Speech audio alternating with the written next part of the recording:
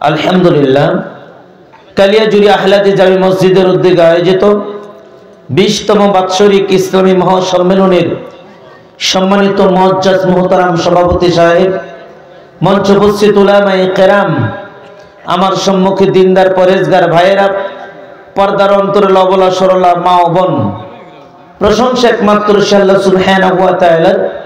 যে আল্লাহ পাকের অশেষ রহমতে আমরা দিনই এই বৈঠকে উপস্থিত হতে পেরেছি। যে আল্লাহ পাক আপনাকে আমাকে দুনিয়ার এই ঝামেলা থেকে মুক্ত করে, বেচাকেনা থেকে মুক্ত করে, টেলিভিশনের সামনে থেকে মুক্ত রেখে, মোবাইলে ফেসবুকিং ইউটিউব থেকে মুক্ত রেখে জান্নাতের বাগানে বসার সুযোগ করে দিয়েছেন। সে আল্লাহ পাকের দরবারে যাবতীয় প্রশংসা অন্তর থেকে বলে আলহামদুলিল্লাহ। দরুদ ও সালাম বর্ষিত হোক পৃথিবীর শ্রেষ্ঠ মানব, যে নবীর আদর্শে আদর্শিত হতে পারলে পরকালে মুক্তি পাওয়া যাবে, যে নবীর আদর্শ মানলে পরকালে নাজাত পাওয়া যাবে। সেই মহান নেতা বিশ্ব নবীর দরবারে সবাই জবান খুলে দরুদ ইব্রাহিম পড়ছি। আল্লাহুম্মা সাল্লি আলা মুহাম্মাদ ওয়া আলা আলি মুহাম্মাদ কামা সাল্লাইতা আলা ইব্রাহিম ওয়া আলা আলি ইব্রাহিম ইন্নাকা হামিদুম মাজিদ। আল্লাহুম্মা বারিক আলা মুহাম্মাদ ওয়া আলা আলি মুহাম্মাদ কামা বারাকতা আলা ইব্রাহিম ওয়া আলা আলি ইব্রাহিম ইন্নাকা হামিদুম মাজিদ। আলহামদুলিল্লাহ। সম্মানিত উপস্থিতি, সংক্ষিপ্ত সময় আমরা পারলৌকিক জীবনের কল্যাণ সম্পর্কে কিছু আলোচনা শোনার চেষ্টা করব ইনশাআল্লাহ। আপনার আমার জীবনের সবচেয়ে বড় মুক্তিটা কোথায়? আল্লাহ সুবহানাহু ওয়া তাআলা পবিত্র কোরআনুল কারীমের ভিতরে বলেছেন, সূরা ইমরান 185 নম্বর আয়াত, আল্লাহ বলেছেন, ওয়া ইন্নামা তুওয়াফাউনা উজুরাকুম ইয়াওমাল কিয়ামাহ ফামান যুহজিহা আনিন নার ওয়া উদখিলাল জান্নাতা ফাকাদ ফাজ ওয়া মাল হায়াতুদ দুনিয়া ইল্লা মাতাউল গুরুর। আল্লাহ সুবহানাহু ওয়া তাআলা বললেন যে কিয়ামতের মাঠে দুনিয়ার সব কিছুর বদলা তোমাকে দেওয়া হবে। আপনি যে আজকে এখনো চায়ের দোকানে বসে বিড়ি টানছেন, মাহফিলে আসছেন না, এটাও কিয়ামতের মাঠে আপনাকে দেখানো হবে, হবে না? আল্লাহর ওয়াদা, ওয়া ইন্নামা তুওয়াফাউনা উজুরাকুম ইয়াওমাল কিয়ামাহ। এই পৃথিবীর মানুষ শোনো, ময়মনসিংহবাসী, নিকটেই টাঙ্গাইল, তোমরা শোনো, আমি আল্লাহ তোমাদেরকে জানিয়ে দিয়েছি গো, এই পৃথিবীতে যা কিছু করো তোমরা, যা কিছু ঘটে, যা কিছু করো, তোমার অন্তরের খবর সহ কিয়ামতের কাঠগড়ায় তোমার সামনে উপস্থাপন করা হবে। ইকরা কিতাবাকা কাফা বিনাফসিক, 99 ভলিউম বিশিষ্ট একটা কিতাব আপনাকে দেওয়া হবে। 99 ভলিউম বিশিষ্ট একটা কিতাব। এক একটা কিতাবের দৈর্ঘ্য হবে রে, আদম সন্তানের চোখের নজর যত দূর যায় এত বড় হবে এক একটা ভলিউমের দৈর্ঘ্য। এরকম 99 ভলিউম বিশিষ্ট কিতাব আপনার সামনে দেওয়া হবে।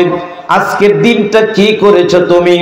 ওই জঙ্গলের মধ্যে বসে মাহফিলে না এসে মোবাইলে তুমি প্রেম করেছো যুবক, এটাও কিয়ামতের কাঠগড়ায় তুলে ধরা হবে। যেই ব্যক্তিগুলো চায়ের দোকানে বসে আড্ডা দিচ্ছে, বিড়ি টানছে, মাহফিলে আসে নাই, মেলাটা আড্ডা দেয়, এখনো ঘুমায়, এখনো বাড়িতে থাকে গো, এটাও কিয়ামতের ওই কাঠগড়ায় 99 ভলিউম বিশিষ্ট কিতাবের মধ্যে দেওয়া হবে। এক একটা কিতাবের দৈর্ঘ্য হবে আদম সন্তানের চোখ যত দূর যায়।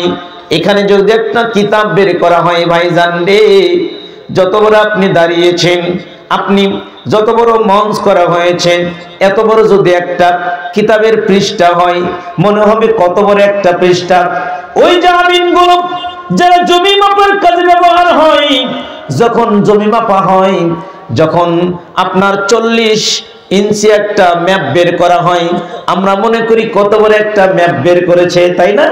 অনেক বড় ম্যাপ মনে করি, কিন্তু আপনার সামনে যখন একটা পৃষ্ঠা দেওয়া হবে, একটা ভলিউম দেওয়া হবে, এটা যদি ভালুকা উপজেলার সমান হয়, ময়মনসিংহ জেলার সমান যদি হয়, ভাইজান কত বড় হবে একটা পৃষ্ঠা।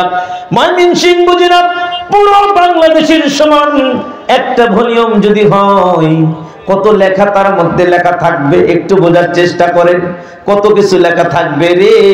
কিন্তু জানাই হাদিসের মাধ্যমে 99 ভলিউম বিশিষ্ট যে কিতাব তোমাকে দেওয়া হবে, এক একটা ভলিউম হবে চোখের নজর যত দূর যায়, আদম সন্তান জমিনে বসে থেকে আসমানের চাঁদ দেখতে পায়, চন্দ্র সূর্য দেখতে পায়, লক্ষ লক্ষ মাইল দূরে, কোটি মাইল দূরে ওই তারকাগুলো রাত্রিতে মিটি মিটি করে আলো দেয়। দুনিয়ার এই আদম সন্তানের চোখের মধ্যে আমার আল্লাহ এমন দামি লেন্স দিয়েছে, এমন ক্যামেরা সেট করে দিয়েছে গো, এই দুনিয়ার জমিনে বসে থেকে আদম সন্তান আসমানের তারকাগুলো আমরা দেখতে পাই না? কথা বলেন, দেখতে পাই না? তাহলে নবীর ভাষা হলো আদম সন্তানের চোখের দৃষ্টি যত দূর যাবে গো, তত দূর পর্যন্ত এক একটা ভলিউম হবে, এত বড় কিতাব দেওয়া হবে, বলা হবে আব্দুল করিম তুমি পড়ো, রিড ইউর বুক ইয়োরসেলফ, তুমি নিজেই তোমার বইটা পড়ো, ইকরা কিতাবাকা কাফা বিনাফসিক, তুমি নিজেই পড়ো, তোমার জীবনের সব হিস্টোরি এখানে লেখা থাকবে। আজকের মাহফিলে কোন নিয়তে তুমি এসেছ, আজকে কোথায় সময় তুমি পার করেছ গো, সব হিস্টোরি ওখানে উপস্থাপন করা থাকবে। আদম সন্তান পড়ে দেখবে, হাই হাই জীবনের ছোট জিনিসও বাদ যায় নাই, সামান্য জিনিস ধরার কি প্রয়োজন ছিল? রাস্তায় চলতে ওই মন্ডলের মনে যখন ছিলাম, ছোটবেলায় বুঝি নাই, বয়স ছিলাম আর তখন 20 বছর যুবক ছিলাম, আমি ইয়ং ছিলাম মাবুদ। রাস্তাতে একটা স্কুলের ছাত্রী যাচ্ছিল, আমি তাকে একটু ডিস্টার্ব করেছিলাম, এমন কিতাব তুমি তৈরি করেছ, ওই ডিস্টার্বের বর্ণনা কিতাবের মধ্যে তুলে ধরা থাকবে। এটা হলো কিয়ামতের মাঠ, আপনার জবান বন্ধ করে দেওয়া হবে। রব বললেন শোনার জন্য, আল্লাহ বলছেন এ পৃথিবীর মানুষ জেনে রেখো রে, ওই দিন সেদিন সব বদলা দিয়ে দেওয়া হবে, দুনিয়াতে যা করেছ সব কিছু দেওয়া হবে। এরপর আমার আল্লাহ বলছেন ফামান যুহজিহা নিন্নার ওয়া উদখিলাল জান্নাতা ফাকাদ ফাত ওয়া মাল হায়াতুদ দুনিয়া ইল্লা মাতাউল গুরুর। পৃথিবীর মানুষরে জেনে রেখো, তোমরা ভেবে নিও না তোমরা যা বদলা দেওয়ার পরে বিচার যেদিন হয়ে যাবে, ওই দিন যে ব্যক্তিকে জাহান্নাম থেকে মুক্ত করে জান্নাত দেওয়া হবে, জাহান্নাম থেকে মুক্ত করে যাকে জান্নাত দেওয়া হয়, ওই ব্যক্তি হলো সফল কাম, ওই ব্যক্তি হলো ভাগ্যবান, ওই ব্যক্তি হলো সফল কাম, ওই ব্যক্তি হলো ভাগ্যবান। জেনে রাখো পৃথিবীর মানুষ, ওয়ামাল হায়াতুদ দুনিয়া ইল্লা মাতাউল গুরুর। যেই পৃথিবীর পিছনে তুমি যেই পৃথিবীতে ইনকাম করার জন্য তুমি ছড়ছো, যেই পৃথিবীর চাকরির পিছনে তুমি ছড়ছো, যেই পৃথিবীর বিসিএস ক্যাডার হওয়ার জন্য তুমি ছড়ছো, এই যুবক শুনো রে, যে ইঞ্জিনিয়ার হওয়ার পিছনে তুমি তোমার জীবনের যৌবনের সব বয়স পার করে দিলাও, তুমি বিসিএস ক্যাডার হয়ে ইঞ্জিনিয়ার হবা, ডাক্তার হবা, তুমি জীবনের সব সময় তুমি পার করে দিলা যে দুনিয়া পাওয়ার আশায়। রব ডেকে ডেকে বলে বান্দা জেনে রেখো রে, ওই দুনিয়াটা ধোকা ধোকা ধোকা ধোকা সারা দুনিয়া কিছু নয়। তবে কিয়ামতের মাঠে এত জটিল হবে, আমার রব ডেকে ডেকে বলে বান্দা শোনো, আল ইয়াওমা নাখতিমু আলা আফওয়াহিহিম ওয়া তুকাল্লিমুনা আইদিহিম ওয়া তাশহাদু আরজুলুহুম বিমা কানু ইয়াকসিবুন। রব ডেকে ডেকে বলে শোনো, যেদিন জবানকে বন্ধ করে দেওয়া হবে, সেদিন কি হবে? সেদিন মুখটা বন্ধ করে দেওয়ার পরে তোমাদের হাতগুলো আমি আল্লাহর সাথে কথা বলবে, পা কথা বলবে রে। সেদিন তোমার পা কথা বলবে, হাত কথা বলবে, এবং এগুলো দুনিয়াতে তুমি কি উপার্জন করেছো সব বিষয়ে সাক্ষী দিবে আমার রব। এটা বললেন সূরা ইয়াসিনের 65 নম্বর আয়াত। এরপর আমার আল্লাহ জানিয়ে দেয় সূরা হামিম সিজদার 20 নম্বরে আমার আল্লাহ জানিয়ে দেয়, শোনো সেদিন কি হবে? যেদিন আমার সামনে উপস্থিত হবে, সেদিন তোমাদের কান, তোমাদের চক্ষু, তোমাদের চামড়া, তোমাদের ত্বক, তোমাদের জিহ্বা, তোমাদের হাত পা কান চক্ষু সব আমি আল্লাহর সামনে তোমারই বিরুদ্ধে কিয়ামতের দিন নালিশ দিবে। বড় অসহায় আপনি। দুনিয়াতে আপনি জানেন আপনি আপনার নিজের, আপনার হাত দুটো আপনার, পা দুটো আপনার, হাত নড়ালে হাতটা নড়ে, পা নড়ালে পাটা নড়ে, চোখ দুটো আপনার। চোখ যদি নষ্ট হয়ে যায় রে, বলবেন আমার চোখ নষ্ট হয়ে গেছে। আপনার হাত যদি নষ্ট হয়ে যায়, এই হাতের জন্য কত খরচ করেন আপনি, কত টাকা খরচ হয়ে যায়। প্রয়োজনে জমি বিক্রি করেন আপনি, আপনার বাড়ির ভিটা বিক্রি করেন আপনার চোখের চিকিৎসা করার জন্য।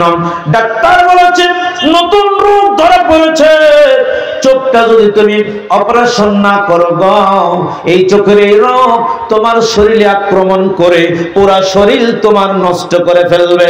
দ্রুত যাও সিঙ্গাপুরে, চোখটা ওই সিঙ্গাপুরে হাসপাতালে গিয়ে চোখটা তুমি ঠিক করে নিয়ে আসো।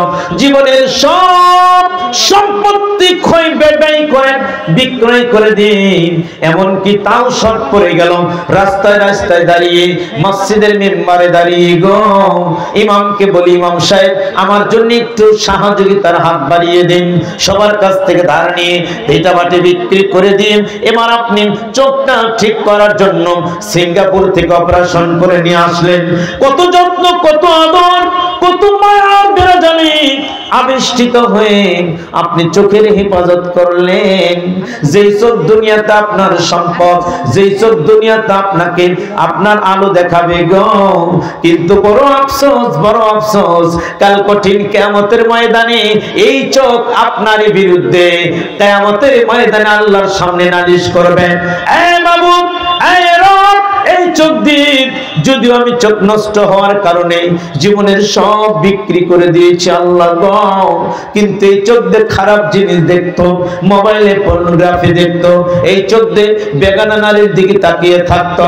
মাবুদ, এই চোখওয়ালা ব্যক্তিকে তুমি জাহান্নামের আগুনে নিক্ষিপ্ত করে দাও। এই চোখওয়ালা ব্যক্তিকে জাহান্নামে নিক্ষিপ্ত করে দাও। আপনার বলে কেউ থাকবে না। এটা হলো কিয়ামতের ময়দান। এই কিয়ামতের ময়দানে অনেক মানুষ সেদিন পাগলের মতো হবে।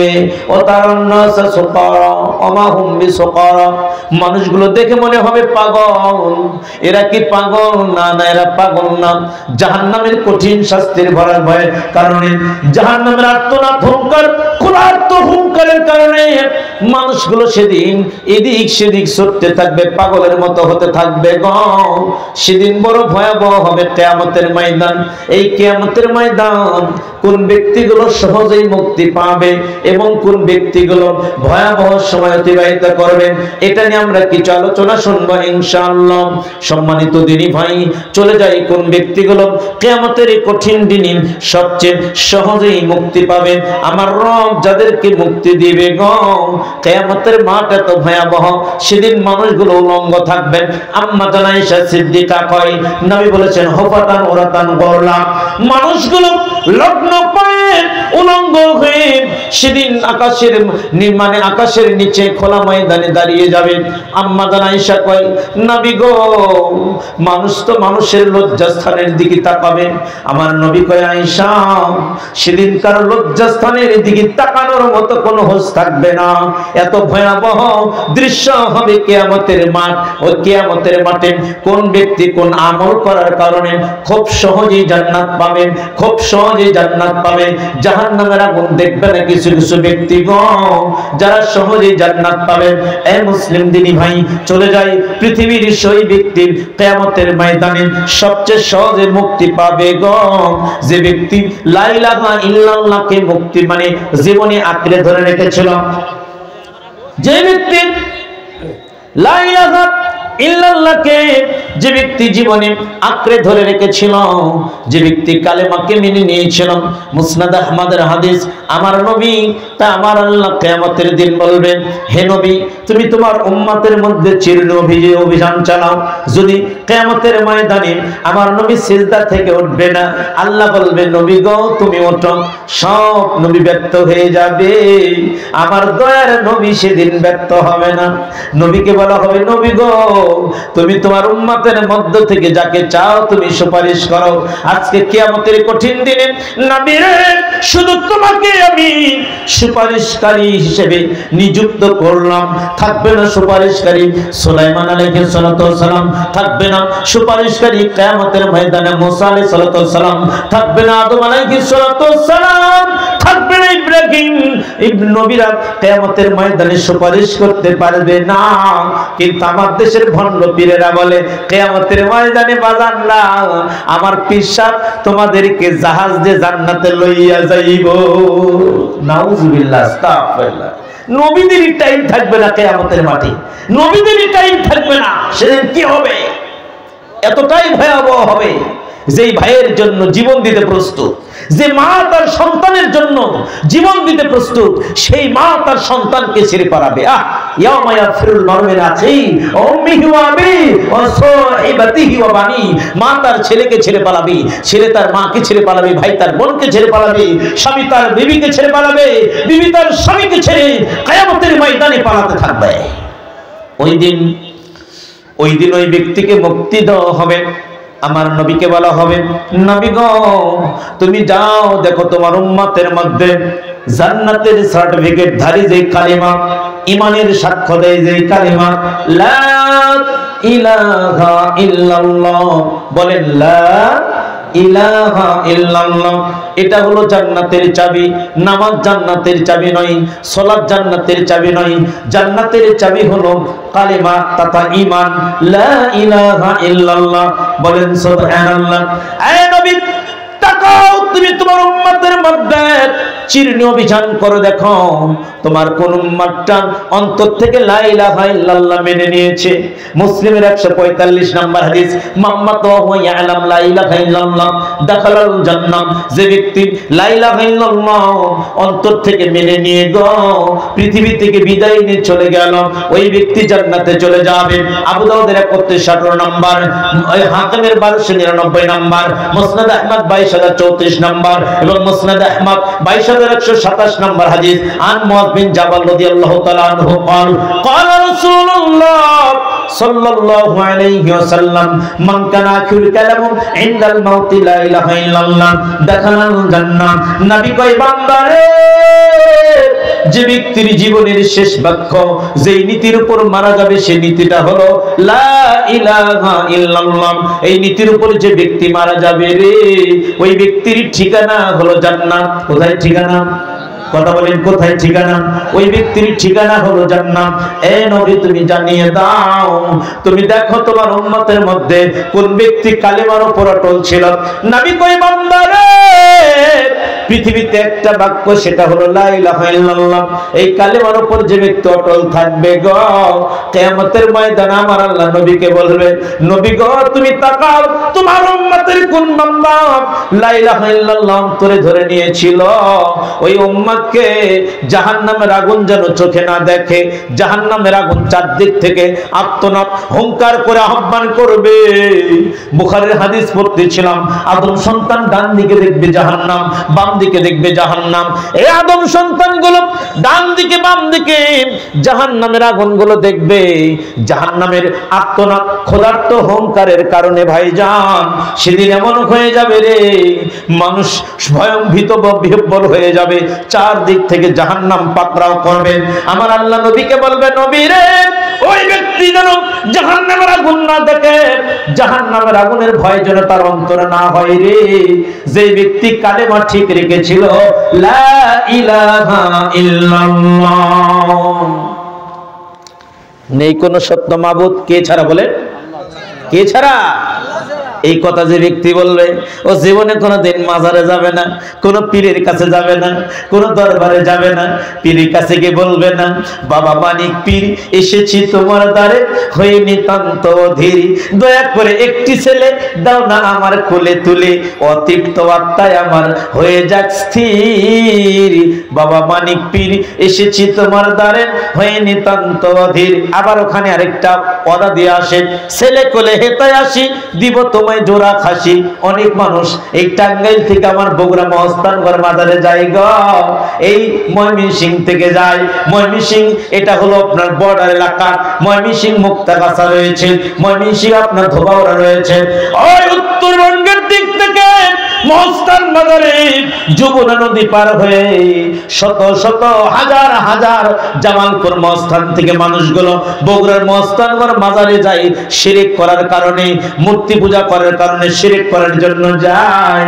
কারো হাতে দেখি পাটা মুরুক, কেউ নিয়েছে ছাগল, কেউ নিয়েছে গরু, যায় মহস্তানগড় মাজারে। আবার ওই পীরের দরবারে গিয়ে তো মানে শপথ বাক্য নিয়ে আসে, ছেলে কোলে হেতায় আসি দিব তোমায় জোড়া খাসি, তারই সঙ্গে খাওয়াইয়া দিব 100 ন্যাংটা ফকির।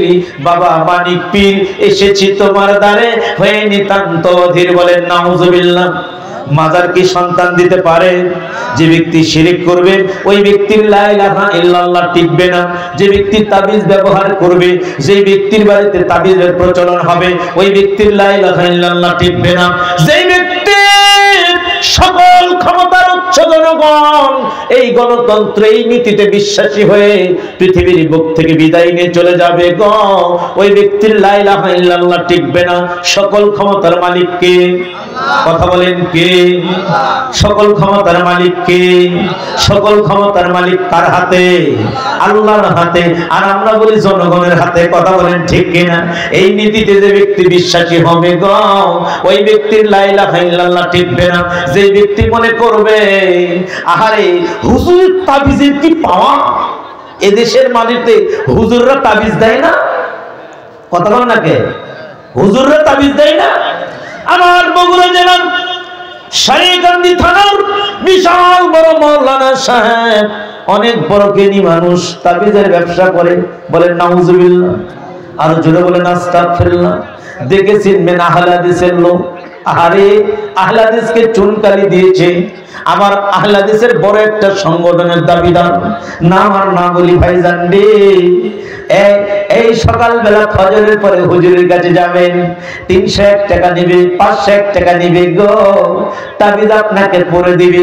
ছেলে বিছানায় প্রসাদ করবে না, জিন ভূতে ধরবে না, ছেলে মানে খারাপ হবে না, কত তাবিজ দেয়। এবার আপনি যদি মনে করেন হাই রে হুজুরের কি তাবিজের পাওয়া, এক তাবিজে ছেলের আমার পায়ে প্রসাব বন্ধ হয়ে গেছে, আর বিছানায় প্রসাব করে না, এরকম লোক নাই? আপনি আমি যে ইমানদার ব্যক্তি, আপনার আমার ইমানকে পরীক্ষা করেন কে? কথা বলেন কে পরীক্ষা করে? এই কোরআনের ভিতরে আল্লাহ বলেছেন শোনো, ওয়ালা নাবলুওয়ান্নাকুম বিশাইইন মিনাল খাউফি ওয়াল জুই ওয়া নাকসিম মিনাল আমওয়ালি ওয়াল আনফুসি ওয়াস সামারাত। এ পৃথিবীর মানুষ শুনে রাখো, নিশ্চয় আমার আল্লাহ তোমাদের ভয় দিয়ে, ফসলের ক্ষতি দিয়ে, রোগ দিয়ে তোমাদের ঈমানটা পরীক্ষা করে। তাবিজ দিয়েছে হুজুর, প্রসাব বন্ধ করে দিয়েছে আল্লাহ। দেখি তো হাজী সাহেবের ঈমানের পাওয়ার কত বেশি। হাজী কি বলে? হাজী এবার সকালবেলা বলে হুজুরের তাবিজের কি পাওয়ার, এক তাবিজে ছেলের প্রসাব আর বিছানায় করেনি। ওই হুজুর ওই হাজী সাহেবের ঈমান আমল সব শেষ, ও সব ধ্বংস হয়ে গেছে। কথা বলেন ঠিক কিনা? এজন্য শিরক যে ব্যক্তি করবে গো, ওই ব্যক্তির লা ইলাহা ইল্লাল্লাহ টিকবে না, শিরক মুক্ত ভাবে। নবী বলেছেন শোনো, মাম্মাতা লা ইশরিকু বিল্লাহি শাইয়ান দাখালাল জান্নাহ, আল্লাহর সঙ্গে বিন্দু পরিমাণ শিরক না করে যে ব্যক্তি মারা যাবে ও যদি পৃথিবীতে পাপ নিয়ে হাজির হয়, হাদিসটা দেখেন সুনান তিরমিজির 3540 নম্বর হাদিস।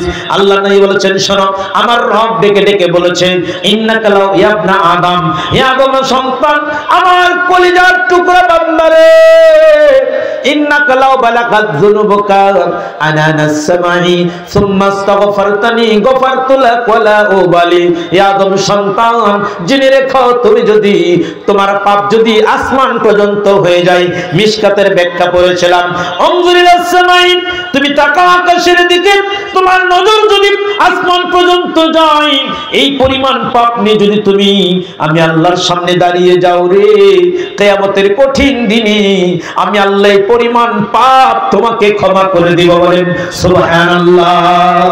ইবনা আদম ইন্নাকা লাউ নাকিয়াতানি বিকুরাবিল আরদি ফাকায়া সুম্মা নাকিয়াতানি লা তুশরিক বি শাইয়ান লা তাইতুকা বিকুরাবিহা মাগফিরাতান।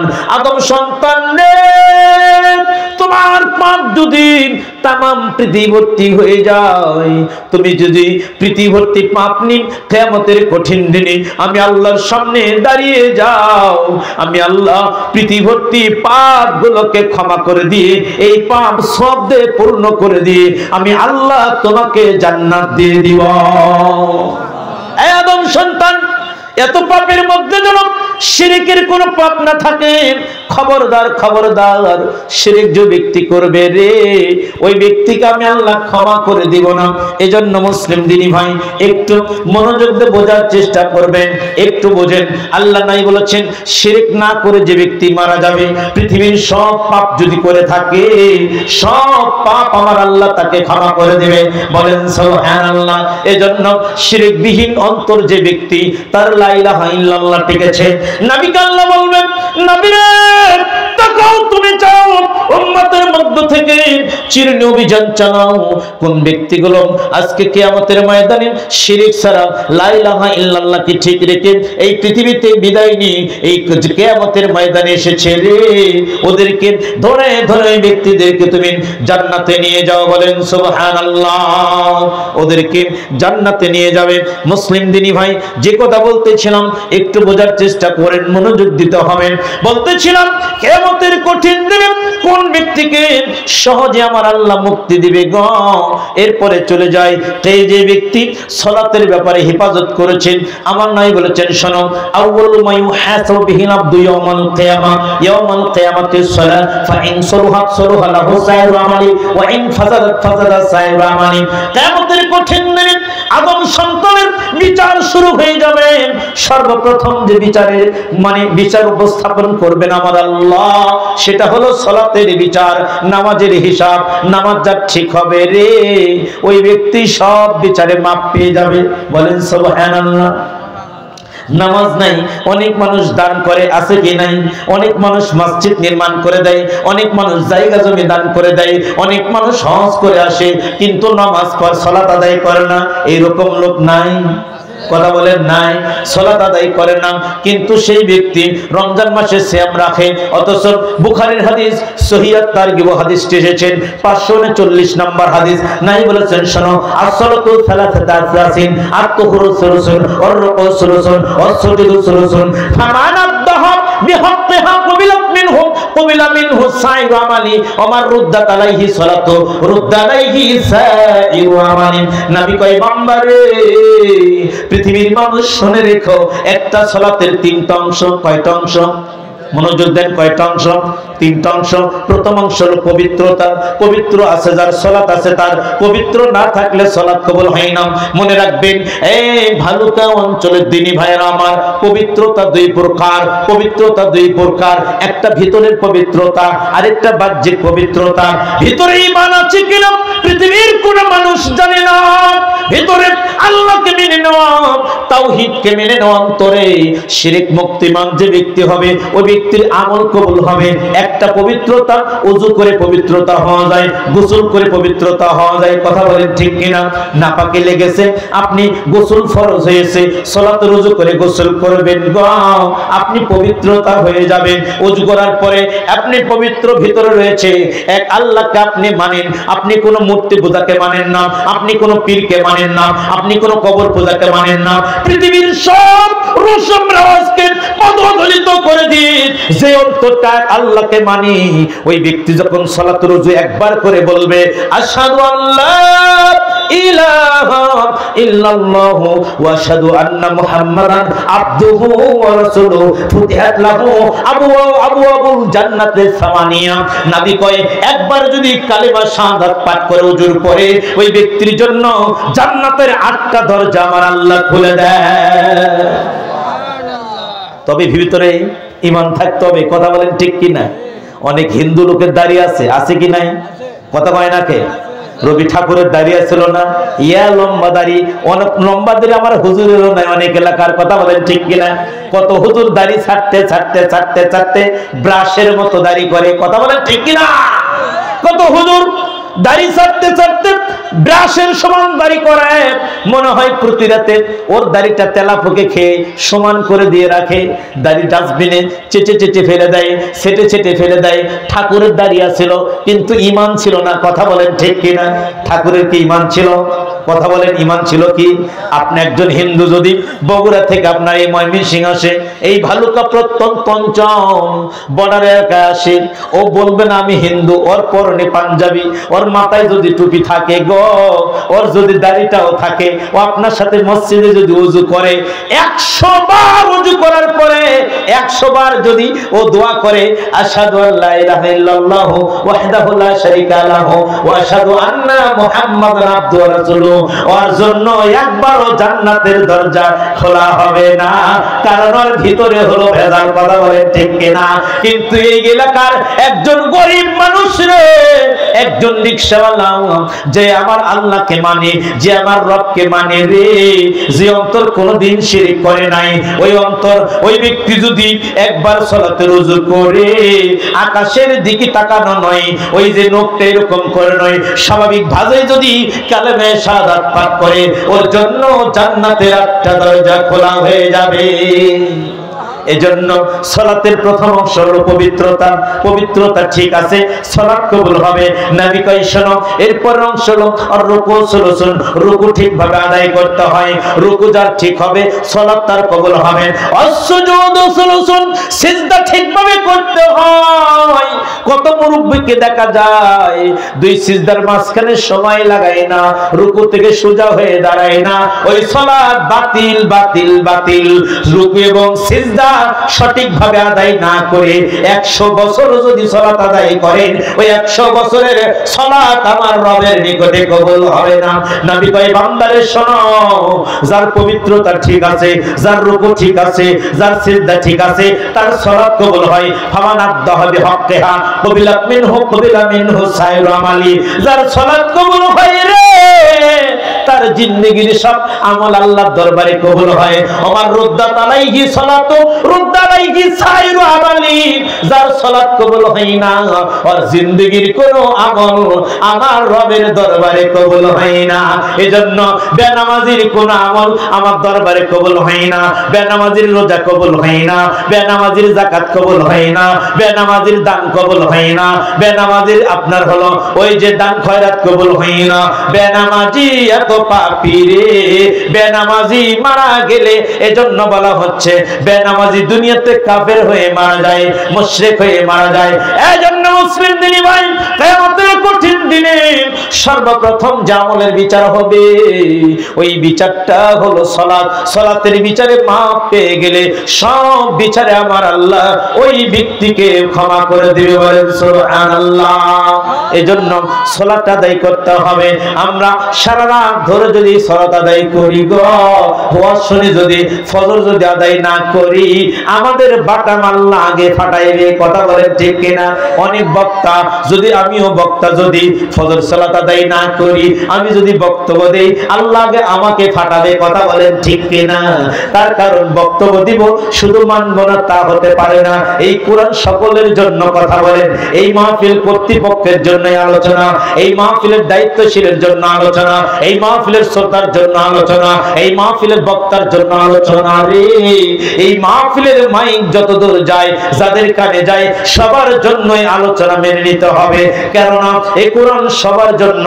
হুদাল লিন্নাস বলা হয়নি, হুদাল লিল মুমিন, মুমিনদের জন্য এই কিতাবটা হিদায়াতের পথ। আমার আল্লাহ ডেকে ডেকে বলে রে হুদাল লিন্নাস, এই কোরআন পৃথিবীর সব মানুষের হিদায়াতের গ্রন্থ। বলেন সুবহানাল্লাহ। এই কোরআন সকলেরই নয় শুধু মুমিনেরই, যারাই পড়িবে কোরআন ফল পাবে সকলেই। কথা ঠিক না? ঘরে বলো আর বাহিরে বলো, ফল পাবে তুমি দোজাহান। সমাধান সমাধান চাও যদি জীবনে মরণে, ফিরে যাও খুঁজে নাও চোখ রাখো কোরআনে। ঠিক না? সালাত যে ব্যক্তি ঠিক রাখবে গো, ওই ব্যক্তি কিয়ামতের ময়দানে ছোট ছোট আমল করলে আরো ওর সবটা বেশি হবে, ওর ফজিলত আরো বেশি হবে রে। এমন ফজিলত বেশি হবে। বলতেছিলাম সালাত ঠিক করে যে ব্যক্তি আল্লাহর ভয়ে থাকবে, কিয়ামতের কঠিন দিনে এত সহজে জান্নাত সে পেয়ে যাবে। চলে যায় হাদিসের দিকে। সুনান তিরমিজি 1633 নাম্বার। আন আবি হুরায়রা রাদিয়াল্লাহু তাআলা আনহু قال قال رسول الله বলেন সাল্লাল্লাহু আলাইহি ওয়াসাল্লাম, লা ইয়ালজুন নার রাজুলুম বাকা মিন খাশিয়াতিল্লাহ হাত্তা ইয়াউদাল লাবানু ফিদ দারই। নবী কয় বান্দারে, যেই চোখ, যেই মন্দার ব্যক্তির চোখ আল্লাহর ভয়ে কাঁদে, জাহান্নামের ভয়ে কাঁদে গো। যেই চোখ কবরে আযাবের ভয়ে কাঁদে, যেই চোখ দুজকের ভয়ে কাঁদে রে, ওই চোখ কালা ব্যক্তি কিয়ামতের কঠিন দিনে জান্নাতে জাহান্নামে যাবে না। জাহান্নামে যাওয়া তেমনি অসম্ভব। গাভীর উলানের বাট চেপে দুধ বের করার পরে ওই দুধ আবার বাটের ভিতরে ঢোকানো যেমন অসম্ভব, যেই চোখ আল্লাহর ভয়ে চোখের পানি ফেলে দেয়, ওই চোখ কালা ব্যক্তি ঠিক তেমনি জাহান্নামে যাওয়া সম্ভব। তার মানে যেই চোখ আল্লাহর ভয়ে কাঁদবে, ওই চোখওয়ালা ব্যক্তিকে আমার আল্লাহ কিয়ামতের ময়দানে জান্নাত দিয়ে দিবে। বলেন সুবহানাল্লাহ। শুধু জান্নাত নয়, এত মর্যাদা, এত ফজিলত আমার আল্লাহ দিবে। হাদিসের ভাষা দেখেন, এই হাদিসটা পাবেন তবারানী মুজাম্মাল আওসাত 1003 নাম্বার। আনবাস বিন হাকিম আন আবিহি আন জাদ্দিহি قال قال রাসূলুল্লাহ বলেন সাল্লাল্লাহু আলাইহি ওয়াসাল্লাম। আব্বাস বিন হাকিম তিনি তার পিতা, তিনি তার দাদা থেকে হাদিস বর্ণনা করেন। বিশ্ব নবী আল্লাহর নবী হযরতে মুহাম্মদ বলেন না সাল্লাল্লাহু আলাইহি ওয়াসাল্লাম ইরশাদ করতেছেন, নবী কয় বান্দারে শোনো আমার বান্দারা, এই পৃথিবীতে যারা আছে শোনো রে, সালাসাতুল্লাহ তারা আইনুহুমুন নার ইয়াউমাল কিয়ামা, কিয়ামতের কঠিন দিনে রে তিন শ্রেণীর চোখ, তিন শ্রেণীর মানুষের চোখ, তিন শ্রেণীর মানুষ রে জাহান্নামের আগুন চোখে দেখবে না। অথচ বান্দা যখন ডান দিকে জাহান্নাম, বাম দিকে জাহান্নাম, সামনে জাহান্নাম, পিছনে জাহান্নাম, প্রতিটা জাহান্নামের 70টা লাগাম থাকবে। জাহান্নামে প্রতিটা লাগামে 70,000 করে ফেরেশতা জাহান্নামকে টেনে আনবে রে। জাহান্নাম কত গভীর, কত বড় আমি আলামিন ভাষায় প্রকাশ করতে পারবো না। আল্লাহ বলে ইন্না জাহান্নামা কানাত মিরসাদা লিত্তাগিনা মাআবা। এই পৃথিবীর মানুষ রে, জাহান্নাম একটা বিশাল বড় একটা ফাঁদ, এটা একটা গর্ত, এটা একটা ফাঁদ, এটা হলো সীমালঙ্ঘনকারীদের জন্য আমার আল্লাহ প্রস্তুত করে রেখে দিয়েছে। কত বড় জাহান্নাম! 70টা লাগাম থাকবে, প্রত্যেকটি লাগামে 70,000 করে ফেরেশতা টানবে জাহান্নাম। এত বড় জাহান্নাম, 70,000 ফেরেশতা, অথচ ফেরেশতাদের এত ক্ষমতা, এত পাওয়ার রে। আমার আল্লাহ যদি একজন ফেরেশতাকে খবর দেয়, এই পৃথিবীতে কত কোটি কোটি বিলিয়ন ফেরেশতা আছে পৃথিবীর কেউ জানে না। ওই বাইতুল মামুরে সালাত আদায় করেছিল, আল্লাহর নবী জানিয়ে দিয়েছিল ৭০,০০০ ফেরেশতা এক ওয়াক্ত সালাত আদায় করে এখানে, সে আর বাকি জীবনে আর কোনোদিন সালাতের সুযোগ পায় না। এত হাজার হাজার কোটি বিলিয়ন ফেরেশতা পৃথিবীকে আমার আল্লাহ নিয়ন্ত্রণ করার জন্য রেখে দিয়েছে। আমার আল্লাহ যদি একটা ফেরেশতাকে হুকুম দেয়, যাও ফেরেশতা আজকে এই রাত্রিতে ওই যে পাপীর শহর যে ইসরাইল নির্যাতন করতেছিল আমার গাজাদেরকে, ফিলিস্তিনকে নির্যাতন করে রে, ওই ইসরাইলকে হাতের একটা পাখার উপরে তুলে আকাশে তুলে উল্টা করে ফেলে দাও, একটা ফেরেশতার একটু কষ্ট হবে না। এত দামি দামি পাওয়ারফুল ফেরেশতাগুলো পৃথিবীতে নিযুক্ত আছে রে, যেই ফেরেশতা জাহান্নাম টানবে ৭০টা লাগামে, প্রতিটা লাগামে ৭০,০০০ করে ফেরেশতা থাকবে। এই জাহান্নামের আর্তনাদ ক্ষুধার্ত হুঙ্কার এত ভয়াবহ হবে, সেদিন মানুষগুলো পাগলের মতো হয়ে যাবে। তার কারণ পৃথিবীর সবাই জাহান্নাম থেকে বাঁচতে চায়, কেউ জাহান্নামে যেতে চায় না। এই দুনিয়ার মানুষ সবাই জান্নাতে যেতে চায়। হিন্দুকে যদি বলা হয় দাদা কোথায় যাবে, ও বলবে আমাদেরকে পুরো দিবে লাশটা, রুহ যাবে স্বর্গে, স্বর্গ মানে বেহেশত। খ্রিস্টান বলে আমরা হেভেনে চলে যাই, হেভেন মানে জান্নাত। যে ব্যক্তি সালাত আদায় করে না, ওকে বলবে তুই কোথায় যাবি, আমি জান্নাত যাব। যে ব্যক্তি মাজারে বসে বসে গাঁজা খায়, ওর টার্গেট জান্নাত। যে ব্যক্তি রে ওই যে টঙ্গীর ময়দানে বাস দিয়ে পিটিয়ে পিটিয়ে এক পাগড়িওয়ালা আরেক পাগড়িওয়ালাকে মেরে ফেললো, দেখেন নাই? দেখেন না আপনারা? টঙ্গীর ময়দানে ১ মাস হয়ে গেল রে, আপনার টঙ্গীর মাঠ দখল করা নিয়ে বাস দিয়ে পিটিয়ে পিটিয়ে কেসি দিয়ে চাকা আঘাত করে করে এক পাগড়িওয়ালা আরেক পাগড়িওয়ালাকে হত্যা করে দিল। ওদেরও টার্গেট জান্নাত। কথা বলেন ঠিক কিনা? ওরাও যেভাবে জান্নাত পেতে চায়, জাহান্নামে যেতে চাই না। কেন জাহান্নামের এত শাস্তি, এত কঠিন রে? দাবানল চলছে ওই ক্যালিফোর্নিয়া, আমেরিকার সবচেয়ে পাপী শহর, সবচেয়ে সেক্সের শহর, সবচেয়ে মানে আপনার হলো ফ্রি সেক্সের শহর, যেটা হলো ক্যালিফোর্নিয়া। সবচেয়ে দামি শহর আমেরিকার। আমার আল্লাহর গজবে আজ কয়েকদিন ধরে আগুন দাও দাও করে জ্বলে। ৭০,০০০ গাড়ি আগুন নিবানোর গাড়িগুলো আগুন নিবাতে পারছে না। আকাশ থেকে হেলিকপ্টার দিয়ে পানি দেয়, বিমান দিয়ে পানি দেয়, কিন্তু আমার আল্লাহর গজব বন্ধ হয় না। এই দুনিয়ার আগুন এত পাওয়ার রে।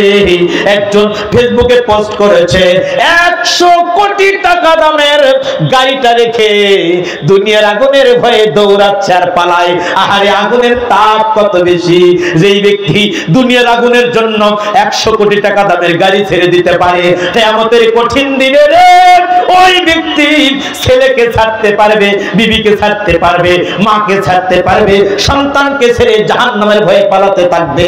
এজন্য জাহান্নামের আগুন, এই ক্যালিফোর্নিয়াতে যে আগুন জ্বলে, এই আগুনের চেয়ে ৭০ গুণ তার ক্ষমতা সম্পন্ন হলো জাহান্নামের আগুন, যার পাওয়ার এত বেশি ভাইজান। যে আগুনটা ভিতরের আঘাত করবে, পায়ে আগুন লাগানো থাকবে, মাথার মগজগুলো গলে গলে পড়বে গো। যে জাহান্নামের এতটা ভয়াবহ হবে, যে জাহান্নামের গরম পানির পাওয়ার এত হবে, দুনিয়ার ফুটান্ত পানি যদি মাথায় ছেড়ে দেওয়া হয়, চুলগুলো উঠে যাবে, চামড়া ঝলসে যাবে, কিন্তু মাথার খুপরি ভিতরে ভেদ করে এই পানিটা কলিজা পর্যন্ত ঢুকবে না। কিন্তু জাহান্নামের পানির পাওয়ার এত বেশি হবে, নবী বলেছেন মুসনাদ আহমদের হাদিস, জাহান্নামীদের মাথায় যখন গরম পানি ফুটন্ত পানি ঢালা হবে রে, এই পানি তার মাথা ভেদ করে ভিতরে ঢুকে নারী ভুঁড়ি কলিজা ফেবরা সব লজ্জাস্থানার পা দিয়ে বেরিয়ে যাবে। এই জন্য জাহান্নাম এত কঠিন। আল্লাহর নবী কয় শোনো, ৩টা আমল আছে। কয়টা? কথা বলেন কয়টা? 3টা গুনাহগারী ব্যক্তি গো এই কিয়ামতের ময়দানে জাহান্নামের আগুন দেখবে না, দেখার আগে আমার আল্লাহ তাকে জান্নাতে ঢোকায়া দিবে। বলেন সুবহানাল্লাহ। জান্নাতের আগুন তার চোখে পড়বে না।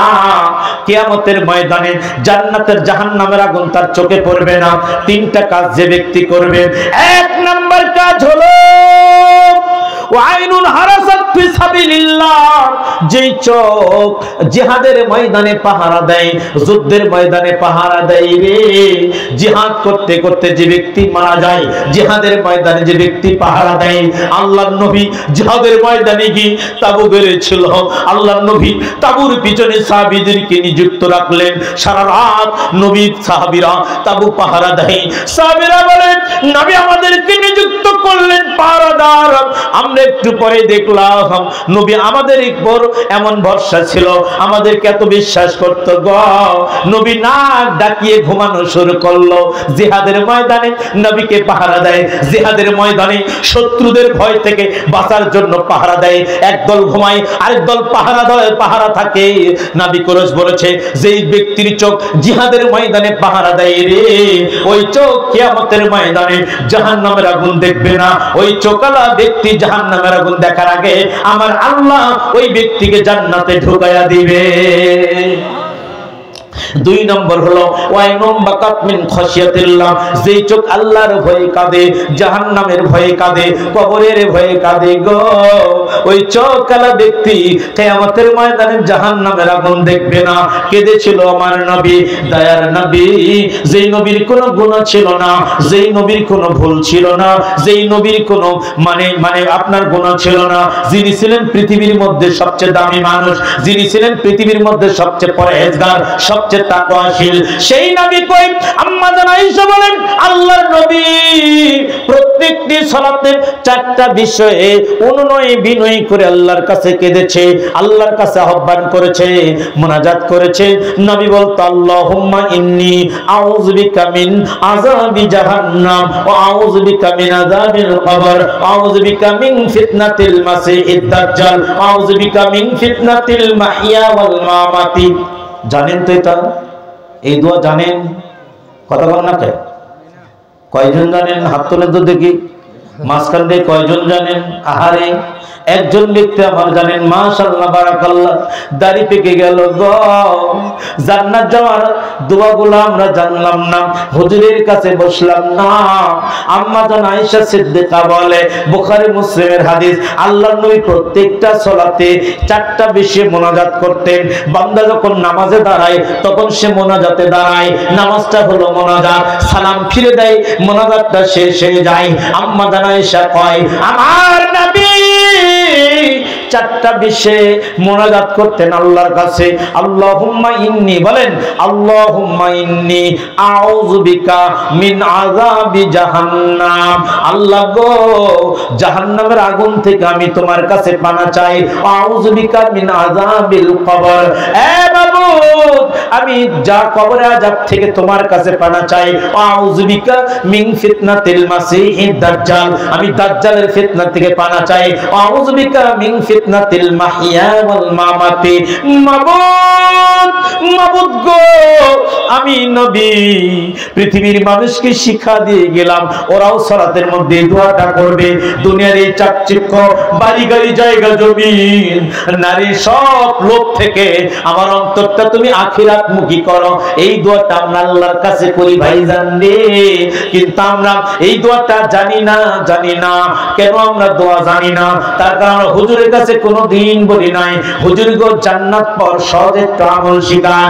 আল্লাহ নবী কিভাবে দোয়া করতেন, বয়স 70 পার হয়ে গেল, অথচ এখন যদি বলি তুমি ক্লাস 6 এ প্লাস বি হোল স্কয়ার সূত্রটা বলো, ঠিক মুখস্থ বলতে পারবেন। 10 এর আপনার 7 ঘরের নামও তো এখন আপনার মুখস্থ আছে, আপনার এখনো ইংরেজি এসেটা মুখস্থ আছে, যে রচনাটা কম্প্রিহেনশনটা আপনি ক্লাস 6 এ মুখস্থ করেছিলেন।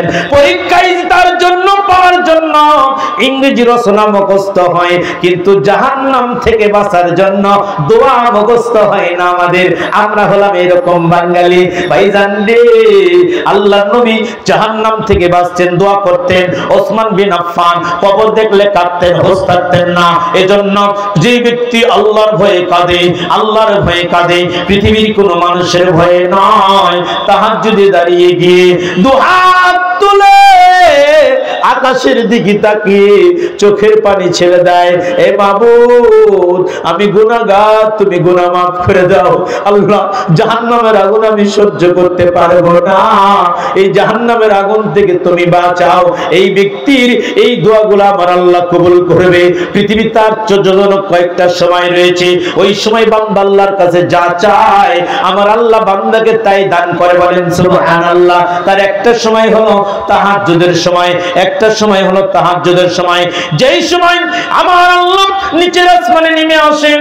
আমার নবী বলেন ইয়ানজিলু রাব্বুনা তাবারাকা ওয়া তাআলা কুল্লা লাইলাতিন ইলাস সামাঈদ দুনিয়া হিনা ইয়াবকা সুলুসাল লাইলিল আখির। এই পৃথিবীর মানুষ জেনে রেখো গো, কিয়ামতের কঠিন দিনে আমার আল্লাহ তোমাদেরকে তো বলবে, আমি তো এখন এরকম করে হাদিস বলে দিয়েছিলাম নবীর মাধ্যমে, প্রতিটা রাত প্রত্যেকটা রাতে আমার আল্লাহ নিচের আসমানে নেমে এসে বান্দাকে বলে, বান্দারে কে চাও আমার কাছে জাহান্নাম থেকে বাঁচতে, আমি আল্লাহ তোমাকে জাহান্নাম থেকে বাঁচিয়ে দিব। কে চাও আমার কাছ থেকে আমার কাছে ক্ষমা চাও, আমি আল্লাহ ক্ষমা করে দিব। কে চাও আমার কাছে তুমি মুক্তি, আমি আল্লাহ মুক্তি দেব। এজন্য মুসলিম দিনী ভাই একটু মনোযোগ দিয়ে বোঝার চেষ্টা করেন। আমি আপনাকে বোঝাতেছিলাম যেটা যেই চোখ আল্লাহর ভয়ে কাঁদে, গভীর রজনীতে কাঁদবেন, ওয়াজ মাহফিলে বসে আপনি বুট খাড়ে খাওয়ার চিন্তা করবেন না। নবী বলেছেন এই কোরআনের জালসা যেখানে হয় এটা এমন একটা সময় চলে যায়, এই জালসায় বসে বান্দা আল্লাহর কাছে যে দোয়া করে আমার আল্লাহ সে দোয়া বান্দার কবুল করে নেয়। সুবহানাল্লাহ বলে। আরেকটা সময় পার হয়ে যায়, সেটা হলো বান্দার জুমার দিনে ইমাম সাহেব যখন খতিবে মিম্বারে দাঁড়িয়ে যায়, মিম্বারে দাঁড়ানোর পর থেকে ইমাম সাহেব মিম্বারে দাঁড়ানোর পর থেকে আপনার শেষ পর্যন্ত বেলা ডোবার আগ পর্যন্ত বান্দা আল্লাহর কাছে যে দোয়া করে আমার আল্লাহ সেটাই কবুল করেন। বলতেছিলাম মুসলিম দিনী ভাই, এই জন্য আল্লাহর কাছে কাঁদতে হবে যেই চোখ আল্লাহর ভয়ে কাঁদে। এখন যদি বলি বলেন তো কোন কোন ব্যক্তি জাহান্নামের ভয়ে, আল্লাহর ভয়ে, পরকালের ভয়ে, কবরের আযাবের ভয়ে কয়দিন কেঁদেছেন? মনে হয় একজন ব্যক্তিও হাত তুলতে পারবে না, চোখের পানি আসে না। নবী কয় চোখের পানি আনো, চোখের পানি যদি না আসে কান্নার ভান করো, তাও তুমি কান্না করো গো। কান্নার ফজিলত এত বেশি, কান্নার ফজিলত এত বেশি। আমার দিন আমিরুল মুমিনিন এত বড় জলিলুল কদর সাহাবী ছিলেন গো, যিনি ছিলেন অর্ধ জাহানের খলিফা, অর্ধ জাহান করেছে শাসন। ধোলার তখতে বসি খেজুর পাতার প্রাসাদ তোমার দাঁড়ে দাঁড়িয়ে গেছে খুশি। কাজী নজরুল ইসলাম এই দোয়াটা এই মানে কবিতা রচনা করে গেছেন, অর্ধ জাহান করেছে শাসন, ধোলার তখতে বসি খেজুর পাতার প্রাসাদ তোমার দাঁড়ে দাঁড়িয়ে গেছে খুশি। যে ওমরের হাতের ইশারায় অর্ধ পৃথিবী শাসিত হয়েছিল, সে ওমর গভীর রজনীতে মানুষের বাড়ি বাড়ি তল্লাশি করেছিল গো। ইতিহাস পাওয়া যায় বিদায় নিহা গ্রন্থের মধ্যে, দেখবেন যে ওমর বিন খাত্তাব গাছের দিকে তাকিয়ে কাঁদতেন আর বলতেন, আল্লাহ তুমি যদি গাছ করে আমাকে বানাতে, কাল কঠিন কিয়ামতের ময়দানে তোমার সামনে দাঁড়িয়ে আমার বিচার দেওয়া লাগতো না। যদিও ওমরের এত মর্যাদা, আল্লাহ নাই বললেন শোনো আমাকে স্বপ্নে নিয়ে যাওয়া হলো, ঘুমের ঘরে আমাকে নিয়ে যাওয়া হলো, দুজন ফেরেশতা নিয়ে গেল আমাকে জান্নাতের একটা বালাখানা দেখালো, এত একটা দামি একটা প্রাসাদ, এত দামি একটা ঘর, যেই ঘরের পাশে একটা ঝর্ণা, একটা মহিলা ওযু করে রে। আমি মহিলাকে বললাম, এ মহিলা এই ঘরটা আমার আল্লাহ কার জন্য বানিয়েছে?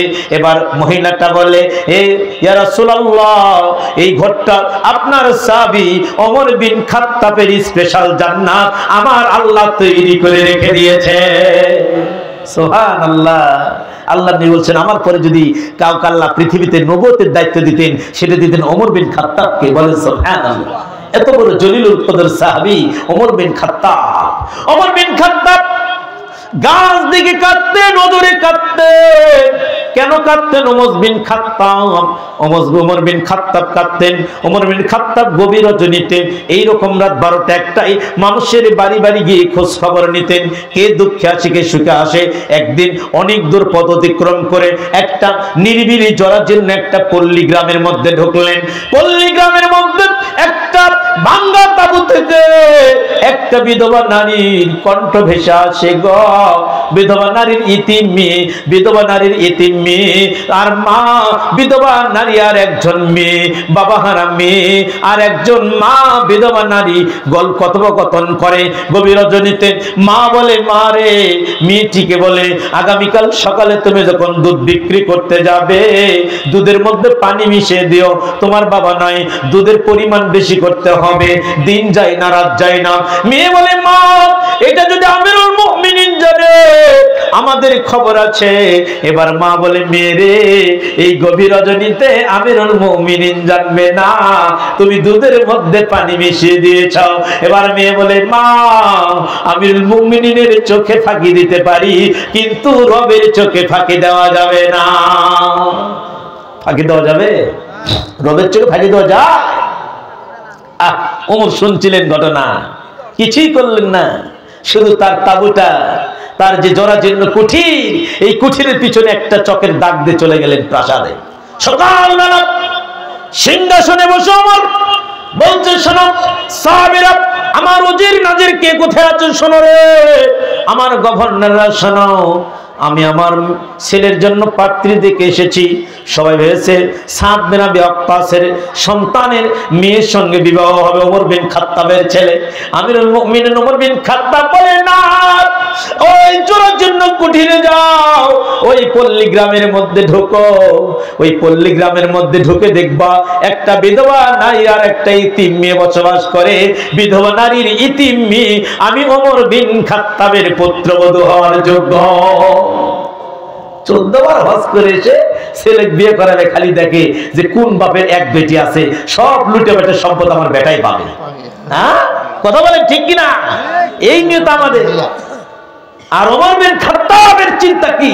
চিন্তাটা ছিল জান্নাতের চিন্তা, যে মেয়েটা আমার রক্তে ভয় করতে পারে, ওই মেয়েটা আমার বাড়িতে পুত্রবধূ হয়ে আসলে আমার ছেলেকে জান্নাতে নিয়ে যাওয়ার রাস্তা হয়ে যাবে। বলেন সুবহানাল্লাহ। ছোট গরিব গরিব পরিবারে কালো মেয়ে, পর্দাশীল মেয়ে, ইসলামী মেয়ে আমাদের পছন্দ হয় না, খালি ডিজিটাল খুঁজি, কোথায় ডিজিটাল মেয়ে পাওয়া যাবে। হোক ডিজিটাল, সেটা দেখার বিষয় নাই, দেখো যে ওর বাপের এক মেয়ে কিনা, ওর কোনো ছেলে নাই, একটাই মেয়ে, ওটা আমার ছেলেকে বিয়ে করাবো, বাড়ি ঘর সব আমার ছেলে পাবে। আস্তাগফিরুল্লাহ, নাউযুবিল্লাহ। এটা কি চিরস্থায়ী থাকবে তার বাড়ি ঘর? সব ছেড়ে চলে যাবে। কথা বলেন ঠিক কিনা? বলতেছিলাম আমিরুল মুমিনিন ওমর বিন খাত্তাব কাঁদতেন, চোখের পানি ছেড়ে দিয়ে কাঁদতেন। আমাদেরকেও কাঁদতে হবে ভাইজান। হাদিস থেকে 3টা ব্যক্তির কথা বলছিলাম, যে ব্যক্তিগুলো কিয়ামতের ময়দানে জাহান্নামের আগুন দেখবে না, যেই চোখ জাহান্নামের আগুন দেখবে না কিয়ামতের ময়দান। এবার 3 নম্বর হলো ওয়াইনুন গদ্দাতান মাহারিমিল্লাহ। একটু মনোযোগ দেন, একটু মনোযোগ দেন ভাইজান রে, একটু মনোযোগ দিয়ে বোঝার চেষ্টা করেন। আজকে যেই পাপের জড়ার জন্য আমাদের সমাজ, এই যুবকেরা তোমরা শোনো, যুবক ভাইরা শোনো গো, তোমাদের জন্য সবচেয়ে কঠিন একটা সুন্দর একটা পরামর্শ। আজ থেকে 1500 বছর আগে নবী বলেছেন, শোনো, যেই চোখ আইনুন গদ্দাতান মাহারিমিল্লাহ, যেই চোখ বেগানা কোন নারীকে দেখা মাত্র নিচের দিকে করে গো, আর ওই নারীর দিকে শকুনের মতো তাকিয়ে দেখে না, আর তাকিয়ে দেখে না, ওই চোখালা ব্যক্তি কোনদিন জাহান্নামের আগুন দেখবে না। আমার আল্লাহ তাকে জাহান্নামের আগুন দেখার আগে আমার আল্লাহ তাকে জান্নাত দিয়ে দিবে। কোন ব্যক্তি যেই চোখ কোনোদিন জাহান্নামের আগুন দেখেনি, যেই চোখ কোনোদিন বেগানা নারীর দিকে তাকায়নি। কিন্তু আমরা আজকে মোবাইলে পর্নোগ্রাফি, টেলিভিশনে পর্নোগ্রাফি, রাস্তায় যদি একটা মেয়ে চলে, হুজুরও তাকায়, দাড়িওয়ালা লোকটা তাকায়, বয়স্ক লোকটা তাকায়। এখানে আসতেছিলাম নলুয়ার আগে 6 কিলোমিটার আগে একটা জ্যামে পড়ে গেলাম, প্রাইভেট গাড়ি থেকে নামলাম রে, যে দীর্ঘক্ষণ জার্নি করে আসতেছে, হালকা কিছু নাস্তা নেই, হোটেলে গেলাম, চায়ের দোকানে গেলাম যে 1 কাপ চা খেয়ে নি, তারপরে গাড়িতে উঠে অনেক কঠিন জ্যামে আটকেছিলাম। আজকে প্রায় নলুয়ার আগে 6 কিলোমিটার আগে একটা সরু ব্রিজ ছিল, ওই ব্রিজে বড় 2টা ট্রাক 2 দিক থেকে ঢুকে গিয়েছিল, এজন্য বড় জাম লেগে গিয়েছিল।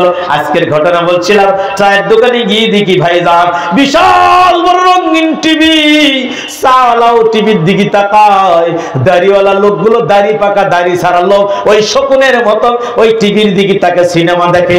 দ্রুত গতিতে সেখান থেকে চলে আসলাম, আরেকটা হোটেল দেখলাম, ওখানে গিয়ে দেখি ওখানে একটা সিনেমা। এবার হোটেলওয়ালাকে বললাম, এমন যোগ চলে আসলো ভাইজান রে, সিনেমা দেখার জন্য আর হলে যাওয়া লাগে না, চায়ের দোকানে এখন সিনেমা। মানে প্রায় 15-20 জন লোক তাকিয়ে শকুনের মতো সিনেমা দেখে, বেগানা নারীর দিকে তাকে, ওর পেট দেখে, পিঠ দেখে, ওই নারীর মানে শরীরের অঙ্গ প্রত্যঙ্গ দেখে।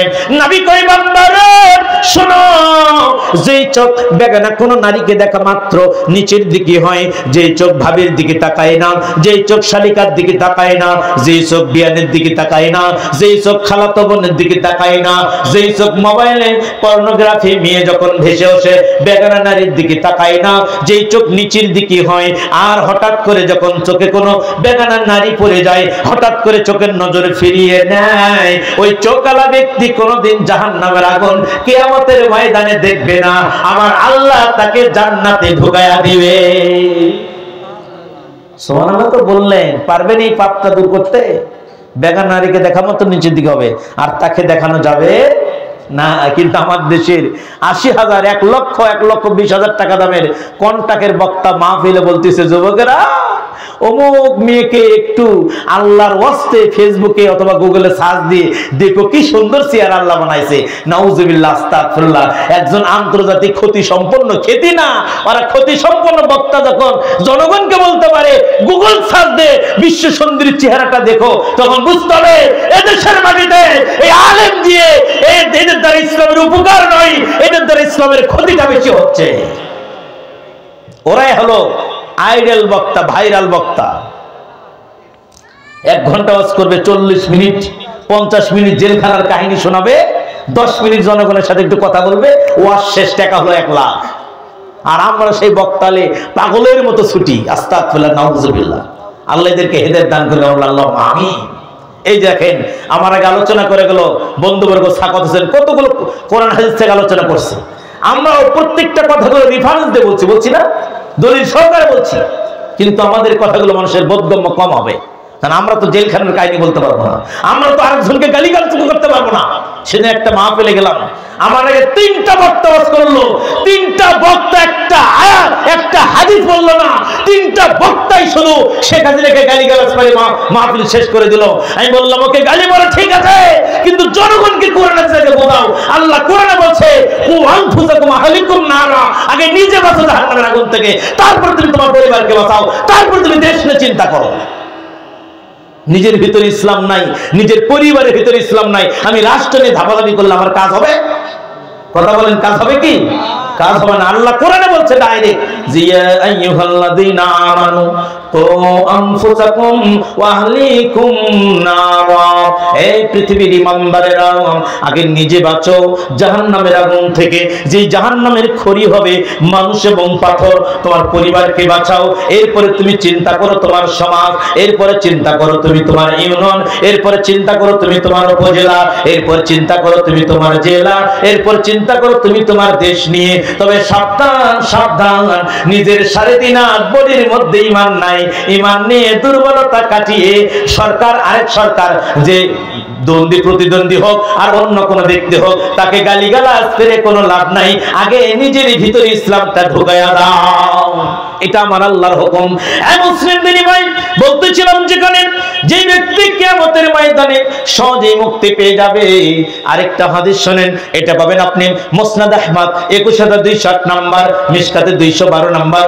নয় বলছেন, শোনো, মান সালাকা তরিকা ইয়ালতামিসু ফিহি সালাকাল্লাহু তরিকাম মিন তুরুকিল জান্নাহ, যে ব্যক্তি ইলম অর্জনের জন্য বাড়ি থেকে বের হয়, মাদ্রাসায় যায়, মাহফিলে যায়, যে ব্যক্তি ইলম অর্জনের জন্য ওয়াজ মাহফিলে যায়, হেঁটে হেঁটে যায়, রিকশায় যায়, মাহফিলে যায়, অথবা কোনো ইসলামী সংগঠনের মাহফিলে যায়, ওই যে জমিয়তের প্রোগ্রামে যায়, আন্দোলনের প্রোগ্রামে যায়, সুব্বানের প্রোগ্রামে যায়, যুব সংঘের প্রোগ্রামে যায়, যেই ব্যক্তি ইলম নেওয়ার জন্য কোনো ওয়াজ মাহফিলে যায়, মাদ্রাসায় যায়, বাড়ি থেকে বের হয়ে যায় গো, আমার আল্লাহ কিয়ামতের কঠিন দিনে ওই ব্যক্তির জান্নাতের পথটাকে সহজ করে দেয়।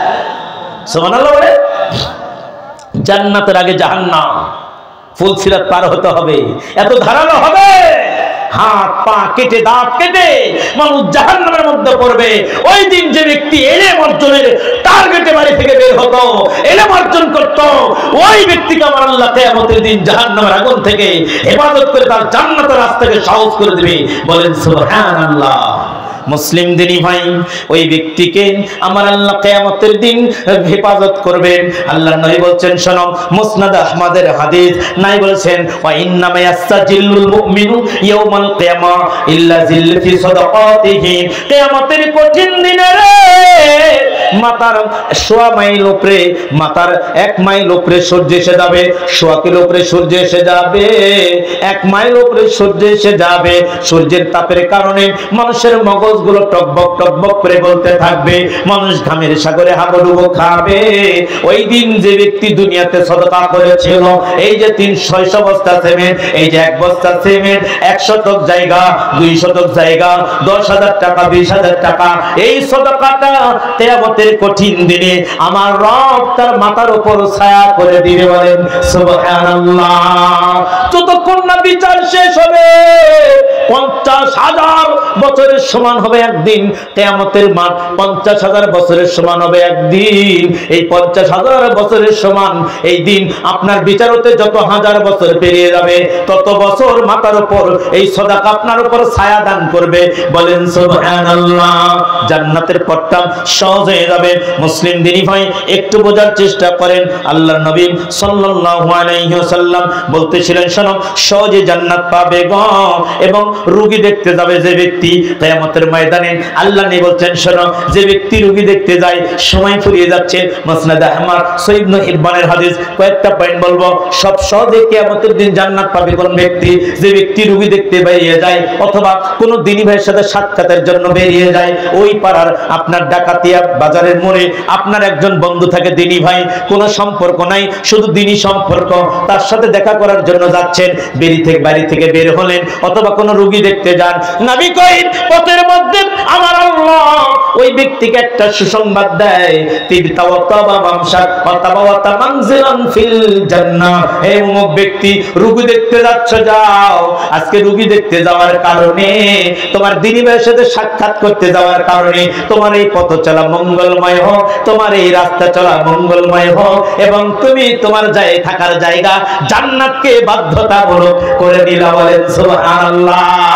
এরপরে মুসনাদ আহমদের হাদিসে বলা হয়েছে, যে ব্যক্তি দুনিয়াতে আল্লাহর জন্য কাউকে ভালোবাসবে, কিয়ামতের কঠিন দিনে আমার আল্লাহ ওই ব্যক্তিকে এইরকম নূরের সিংহাসনে বসাবেন। বলেন সুবহানাল্লাহ।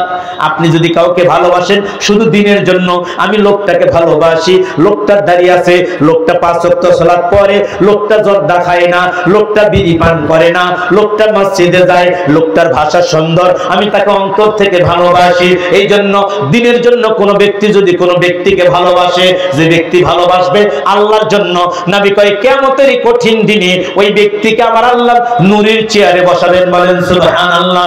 নবীরা আফসোস করবে, শহীদরা আফসোস করবে। অতএব যারা কোন ব্যক্তিকে ভালোবাসে। এরপরে মুসনাদ আহমদ 22,080 নাম্বার, আন জাবির রাদিয়াল্লাহু তাআলা আনহু قال قال রাসূলুল্লাহ বলেন সাল্লাল্লাহু আলাইহি ওয়াসাল্লাম قال আল্লাহু তাবারাকা ওয়া তাআলা ওয়াজাবাত মাহাব্বাতিল মুতাহাব্বিনা ফিয়া ওয়াল মুতাজালিসিনা ফিয়া। নবী কয়, বান্দারে আমার রব জানিয়ে দিয়েছেন, শোনো, কয়েক শ্রেণী মানুষকে আমার আল্লাহ আসমান থেকে ভালোবাসা ওয়াজিব করে নাই। তার এক শ্রেণী মানুষ হলো যারা আল্লাহ বলেছেন, আও ক্বাল আল্লাহু তাবারাকা ওয়া তাআলা, হাদিসে কুদসি আমার আল্লাহ বলে, বান্দারে, যে ব্যক্তি আমি আল্লাহর জন্য কাউরে ভালোবাসে, আমি আল্লাহর জন্য কাউরে ঘৃণা করে, আমি আল্লাহর জন্য কাউকে ভালোবাসে, ওই ব্যক্তিকে ভালোবাসা আমি আল্লাহর জন্য আসমান থেকে বাধ্যতামূলক হয়ে যায়। ওই ব্যক্তিকে ভালোবাসা আমি আল্লাহর জন্য ওয়াজিব হয়ে যায়। যে ব্যক্তি জিকিরের মাজলিসে বসে, বলেন সুবহানাল্লাহ। এজন্য আপনি আজকে কোরআনের জালসে এসেছেন, আপনি আল্লাহর জন্য ভালোবাসেন, আপনি মুক্তি পাবেন। এরপরে বলা হয়েছে, ফজর এবং আসরের সালাতে যারা জামাতে কোনোদিন কার্পণ্য করে না, সঠিক সময়ে জামাত আদায় করে গো, আমার আল্লাহ ওই ব্যক্তিকে জাহান্নামের আগুনে দিবেন না, ওদের ঠিকানা হলো জান্নাত। বলেন সুবহানাল্লাহ। এই মুসলিম দিনী ভাই, এজন্য বলছেন কিয়ামতের মাঠ বড় কঠিন, বড় ভয়াবহ হবে কিয়ামতের ময়দান। এই কিয়ামতের ময়দান যে আমলগুলো আমরা শুনলাম, যে কাজগুলো করলে আল্লাহ খুব সহজেই জান্নাতে দিবে এবং যেই পাপগুলো রয়েছে খুব সহজেই জাহান্নামে যাবে, যাদের সাথে আল্লাহ কিয়ামতের দিন কোনো সম্পর্ক রাখবেন না। কিয়ামতের ময়দান যারা খুব ভয়াবহ অবস্থায় সময় পার করবে কিয়ামতের কঠিন দিনে, তাদের মধ্যে এক শ্রেণীর মানুষ হলেন আমার আল্লাহ জানিয়ে দিচ্ছেন যে যারা টাকলু নিচে প্যান্ট পরে, যে পুরুষেরা, আমার আল্লাহ ওদের দিকে তাকাবে না, ওদেরকে পবিত্র করবে না, ওদের সাথে কথা বলবে না। এক। দ্বিতীয়ত, যে ব্যক্তি দান করার পরে খোটা দেয়। তৃতীয়ত, যে ব্যক্তি মিথ্যা কসম করে জিনিস বিক্রি করে। দোস্ত কিনছি আমি 950 টাকা দিয়ে, এই লুঙ্গিরা মানে পাঞ্জাবিটা তুমি নিবা, কত দিবে দাও। এখন লোকটা মনে করে 950 দিয়ে কিনছে, 1000 টাকা তো দিতেই হবে, তাই না? বন্ধু বান্ধব মানুষ, দোকান ভাড়া আছে, কারেন্ট বিল আছে, অথচ পাঞ্জাবিটা কিনছে 500 মানে 750 টাকা দিয়ে, 200 টাকা বেড়ে বলছে। এই ব্যবসা তার জন্য হারাম। এরকম মিথ্যা ধোঁকা দিয়ে যে ব্যক্তি ব্যবসা করবে, আমার আল্লাহ নবী বলেছেন ওই ব্যক্তির দিকে আমার আল্লাহ তাকাবে না। এরপরে আরো 3 লোকের দিকে আমার আল্লাহ কিয়ামতের দিন তাকাবে না, যাদেরকে আল্লাহ অপবিত্র রেখে জাহান্নামে দিবে। তার একটা হলো যে ব্যক্তি, আল্লাহ নবী সাল্লাল্লাহু আলাইহি ওয়াসাল্লাম বলেছেন, যে ব্যক্তি বৃদ্ধ জেনাকার, শায়খও জানে, বুড়া হওয়ার পরে জেনা করে, চোখের জেনা করে, অন্য মেয়ের দিকে তাকায়, নিজের বিবি রেখে এই পরকীয়া করে, এদের দিকে আল্লাহ তাকাবে না। ও মালিকু কাজ্জাব, মিথ্যাবাদী নেতা, ভোটের আগে সব দিতে যায়, জনগণ শূন্য খাওয়ায়, ও আইন মুস্তাকবির, অহংকারী গরিব, এর দিকে আমার আল্লাহ তাকাবে না, একে পবিত্র করবে না, এর সাথে কথা বলবে না। কিয়ামতের মাঠ খুব ভয়াবহ। ওই নারীর জন্য কিয়ামতের মাঠ ভয়াবহ, যেই নারীর দিকে আমার আল্লাহ তাকাবেন না, যে নারী সিলসিলাতুস সাহিহা 299 নম্বর হাদিস মূল গ্রন্থে, যেই নারী তার স্বামীর কৃতজ্ঞতা স্বীকার করে না, স্বামীর মানে ভালোবাসার কথা ভুলে যায়, যে নারী সারা জীবন স্বামীর সঙ্গে সংসার করেছে, হঠাৎ করে একদিন ঝগড়া লাগার পরে 12 বছর 24 বছর 20 বছর পর ঝগড়া লাগার পরে নারী বলে তোর সাথে বিয়ে বসে আমি শান্তি পেলাম না, এই কথা যে নারী বলবে, ও নারী হজ করলে, পর্দা করলে, জাকাত দিলে ওই নারী মরবার জাহান্নামে যাবে। এরকম নারী আমাদের সমাজে অনেক আছে। আছে কি নাই? কথা বলেন, আছে কি নাই? যে ব্যক্তি নিষেধাদ্রব্য পান করবে, বিড়ি, সিগারেট, জর্দা, পাতা, গোল, ইয়াবা, ফেজিল, হেরোইন, গাঁজা, মদ, টনি, সব নিষেধাদ্রব্য একবার পান করলে 40 দিন সালাত কবুল হবে না। যেই ব্যক্তিটা পান করবে নিয়মিত, পান করার পরে মারা যাবে, তওবা ছাড়া মারা যাবে। একবার পান করলে নিষেধাদ্রব্য 40 দিন পর্যন্ত ওর পেটের মধ্যে দুর্গন্ধ থাকে। 40 দিনের মধ্যে যে ব্যক্তি মারা যাবে, নাই বলছেন মাতা মাইতাতান জাহেলিয়াত, সিলসিলাতুস সাহিহা 2695 নম্বর হাদিস, জাহেলিয়াতে মৃত্যুবরণ করবে। নারী বলেছেন মুসলিম নাসাই আবু দাউদ এবং সিরাজ সহিহুল জামির 6789 নম্বর হাদিস, আল্লাহ নবী বলেছেন 7449 নম্বর হাদিস, নাই বলেছেন মিশকাতে 3657 নম্বর হাদিস, মজে ওই যে ব্যক্তি তওবা ছাড়া নিষেধাজ্ঞা পান করে মারা যায়, কিয়ামতের দিনে হিন্দুদের সাথে কাতার হবে। কাদের সাথে কাতার হবে? নিষেধাজ্ঞা কি জিনিস? বিড়ি, সিগারেট, জর্দা, পাতা, গোল, ইয়াবা, ফেজিল, হেরোইন, গাঁজা, মদ, টনি। কোরআন হাদিসে কোথাও এগুলোর নাম নাই, তাহলে বললেন কেন? নবী বলেছেন মা আসকারা কাসিরহু ফাকালিলু হারাম, যে জিনিস একসাথে বেশি করে খেলে জ্ঞানের বিকৃতি ঘটায় তার এক চিমটি হারাম। এজন্য জর্দা এক খামসা একবারে খেলে জ্ঞান বিকৃত হবে, এজন্য এর এক চিমটি হারাম। তামাক যেটা দিয়ে বিড়ি, সিগারেট, জর্দা মানে তৈরি হয়, এটা এক খামসা একবারে খেলে জ্ঞানের বিকৃত হবে, এজন্য এর এক চিমটি হারাম, এক টান হারাম। এতটাই হারাম যে 40 দিন পর্যন্ত দুর্গন্ধ পেটের মধ্যে থাকে। দেখেন শুয়োরের গোশত খাওয়া হারাম, কুকুরের গোশত খাওয়া হারাম। শুয়োরের গোশত একবার খেলে 40 দিন সালাত কবুল হবে না, এ কথা শরীয়ত বলেনি। কিন্তু নিষিদ্ধ দ্রব্য একবার পান করলে 40 দিন সালাত কবুল হবে না, মরবার জাহান্নামে যাবে। আমাদের সমাজে এই নিষিদ্ধ দ্রব্যের লোকের সংখ্যা বেশি, আছে কি নাই? সহজে মানুষ পান করে, অথচ কিছুই না, ইচ্ছা করলেই যাবে আজ থেকে খেলাম না, সে বাদ দিতে পারবে। এটা তার একটা ইমানি পাওয়ার মাত্র, মানে একটা পাওয়ার। সে বলবে খেলাম না। এক লোক 3 রাত জব দেখাতো, চায়ের দোকানদার, আমাকে বলছে, আমাকে একটু মেয়ে বললেন সারা রাত ওয়াজ করে গিয়ে ফজরে তার কাছে আধা ঘন্টা ওয়াজ করছি, এরপরে বলছে চাচা সেদিন থেকে বাদ দিছি। তার মানে আমি বুঝলাম মানুষ ইচ্ছা করলে নিষিদ্ধ দ্রব্য ছেড়ে দিতে পারে, পারে না? কিন্তু ইচ্ছা শক্তি নাই। যে ব্যক্তি নিজেই জাহান্নামের পথে দিয়ে যাচ্ছে, আল্লাহ নিয়ে বলছেন আমি আমার উম্মতের কোমর ধরে আহ্বান করছি, হালুম মানিনার, জাহান্নাম থেকে নিজেকে বাঁচাও। কিন্তু আমার উম্মত আমার কথাকে অপেক্ষা করে উম্মতগুলো জাহান্নামের মধ্যে ওইভাবে পড়ছে যেভাবে একটা বন জঙ্গলের মধ্যে একটা লোক একটা কিছু খড়ি, লাকড়ি, পাতা জড়ো করে আগুন ধরে দিল, আর ওই বন জঙ্গলের পোকামাকড় গুলো আগুনে লাফ দিচ্ছে, পুড়ে যাচ্ছে। তখন ওই আগুন লোকটা বলছে, এই পোকা তোমরা লাফায় না, তোমরা লাফায় না, বন জঙ্গলে যেও না। ঠিক ওই ব্যক্তির কথাকে অপেক্ষা করে পোকামাকড় ওই আগুনের মধ্যে লাফ দিয়ে যেমন পুড়ে যাচ্ছে, আমি আমার উম্মতের কোমরদের আহ্বান করছি, হালুম মানিনার, তোমরা নিজে জাহান্নামের আগুন থেকে বাঁচাও। কিন্তু আমার উম্মতরা আমি নবীর কথাকে অপেক্ষা করে জাহান্নামের মধ্যে চলে যাচ্ছে। অতএব নিজেকে জাহান্নামের জন্য থেকে বাঁচান। আপনি আপনার ব্যাপারে প্রশ্নশীল হবেন, কিয়ামতের দিন জিজ্ঞাসিত হবেন। অতএব হারামটা ছেড়ে দেন, হালালটা গ্রহণ করেন। ইমানের বাহ্যিক নিদর্শন, দাড়ির কোয়ালিটি দেখলে বোঝা যাবে। দাড়ি ছাড়তে অবস্থা খারাপ, কিয়ামতের দিন আপনার জন্য আল্লাহ নিয়ে সুপারিশ করবে। দাড়ি চাষা অবস্থায় মারা গেলে চাষা অবস্থাতে কিয়ামতের দিন আল্লাহ তুলবে, কোনো সুযোগ থাকবে না। আপনার দাড়ি সেভ করা, দাড়ি ছাটা, দাড়ির স্টাইল দেখে নবী কিয়ামতের দিন বুঝতে পারবে তোর ভিতরে কয় নাম্বার ঈমান ছিল। মানুষের খুশি করার জন্য দাড়ি ছাড়তে ছাড়তে একবার চামচাটা দিয়েছে, ব্রাশের মতো করছে। আস্তাগফিরুল্লাহ, নাউযুবিল্লাহ, আল্লাহ মাফ করুক। আমরা বলি আল্লাহুম্মা আমিন। সম্মানিত দিনী ভাই, আসুন পরকালকে ভয় করি, পরকালের জীবনকে প্রাধান্য দেই। ওই আয়াতের দিকে ফিরে যাই, ফামান যুহজিহানিন নার ওয়া উদখিলাল জান্নাতা ফাকাদ ফাজ। যে ব্যক্তি কিয়ামতের দিন জাহান্নাম থেকে বেঁচে জান্নাত দেওয়া হবে, সে হবে সফল কাম। আপনি ভাবছেন আমার 3টা ছেলে চাকরি করে, ইঞ্জিনিয়ার, ব্যারিস্টার, ডাক্তার, আমি সফল কাম, তা নয়। আপনি ভেবেছেন হে মহিলা যে আমার স্বামী একজন বিসিএস ক্যাডার, আমি সফল কাম, তা নয়। আপনি ভেবেছেন আমার ছেলে বিসিএস ক্যাডার হয়েছে, আমি সফল কাম, তা নয়। আপনি ভেবেছেন আমি সরকারি চাকরি করি, আমি সফল কাম, তা নয়। আপনি ভেবেছেন আপনার ব্যবসা বড়, আপনি সফল কাম, তা নয়। মরার সাথে সাথে জান্নাত পাবো, এইরকম যদি ভিতরে হিম্মত থাকে, আপনি সফল কাম। আপনাকে যদি জাহান্নাম থেকে মুক্ত করে জান্নাত দেওয়া হয়, আপনি সফল কাম। আসুন এই জন্য এমন জীবন করিব গঠন, মরিলে হাসিব আমি, কাঁদিবে ভুবন। আল্লাহ আমাদেরকে মাফ করে, আমরা বলি আল্লাহুম্মা আমিন। সম্মানিত দিনী ভাই, অনেক রাত হয়ে গেছে, ফজরের সালাত জামাত আদায় করবেন। ওই ব্যক্তির আল্লাহ নবী দেখলেন যে পাথর দিয়ে মাথা আউলে দেওয়া হয়, মাথার মগজগুলো চিটে চিটকে চলে যায়, আবার পাথরটা তোলা হয়, আবার তুলতে তুলতে মাথা ঠিক হয়ে যায়। আল্লাহ নবী বললেন এই শাস্তির, এই কেন শাস্তি দেওয়া হচ্ছে? বলা হচ্ছে এরা ফজরের সময় সময় ঘুমিয়ে কাটাতো। অনেক মানুষ আমরা আজান শোনার পরও ঘুমিয়ে কাটাই ফজর, আসলে এরকম আছে না? আল্লাহ আমাদেরকে ফজর সালাত জামাত আদায় করার তৌফিক দান করুক, আমরা বলি আল্লাহুম্মা আমিন। এই দিনী ভাইরা, পরকালকে ভয় করেন, নিজের জীবনটাকে পরকালের জন্য প্রস্তুতি গ্রহণ করেন। কখন কোন সময় কে কিভাবে মারা যাবে পৃথিবীর কেউ জানে না। জানি কি আল্লাহ, এটা যদি আমাদের জীবনের শেষ মাহফিল হয়, তুমি আমাদের গুনাহ খাতাগুলোকে মাফ করে দাও, আমরা বলি আল্লাহুম্মা আমিন।